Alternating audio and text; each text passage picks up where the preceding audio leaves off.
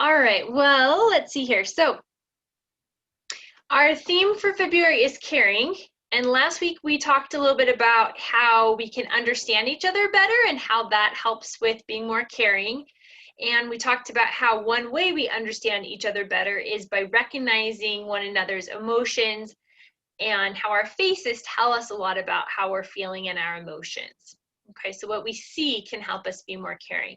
So today we're going to talk about what we hear can help us be more caring, and we'll be thinking about how listening is an act of kindness or an act of caring. So what do you guys think? How does listening show somebody that we care about them? I think it shows the person that what they have to say is important. Okay, yeah, we think that what they say is important. So there's a few ideas here, probably things that we're maybe thinking too. So it shows you're paying attention to somebody, that we're giving them their time, can show we care. That we're learning about them, so maybe we're paying attention to something that they need or want when we listen carefully. That we make them feel understood. And so those are all ways that we show someone we care about them, and listening really helps us show we care about those things. So we're going to play memory with a twist. So there's only 4 of us on this call, so I think everyone is going to do a great job. But let me explain. So we're going to take turns, and each person is going to say their name, but they're going to say something that starts with their name as well, the same letter as their name. So each time we go around, though, you not only have to say your name with your describe your word, but you have to say the person who went before you, and the person who went before them, and before them. So the important thing here is to try your best, okay? It's not a big deal if you forget what somebody said or what somebody's adjective was. Our names are on our screen, so that helps us a little bit.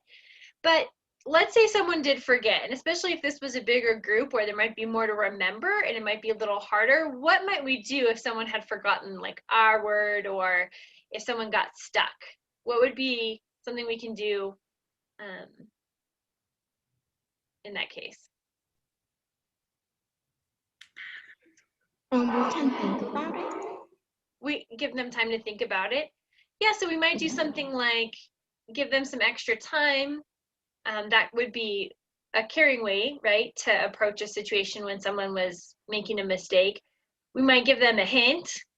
And the opposite of doing something caring would be maybe to make fun of them or to tease them if they forgot, right? So we want to encourage each other, and that might be by giving one another time or some encouragement or some tips, right? All right, so here's an example. So if I were to say, I'm kind Carrie, and if Fred was the next person to go, he would have to say, kind Carrie, and then he might choose funny for his word, so he would say, funny Fred. Then whoever went after him would have to start with me, and then Fred, and then do theirs, okay? So that is what we're gonna do.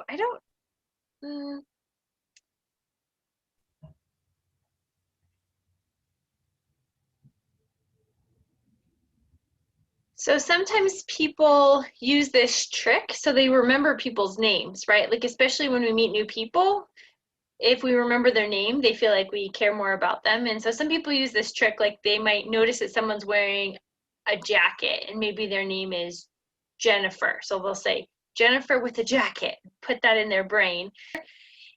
And today's activity, the idea was that if we remember what we actually said, then that would be one way we show we're paying attention to each other and that we care, because we're remembering. Also, we're playing along, right? So sometimes just participating is a way that we show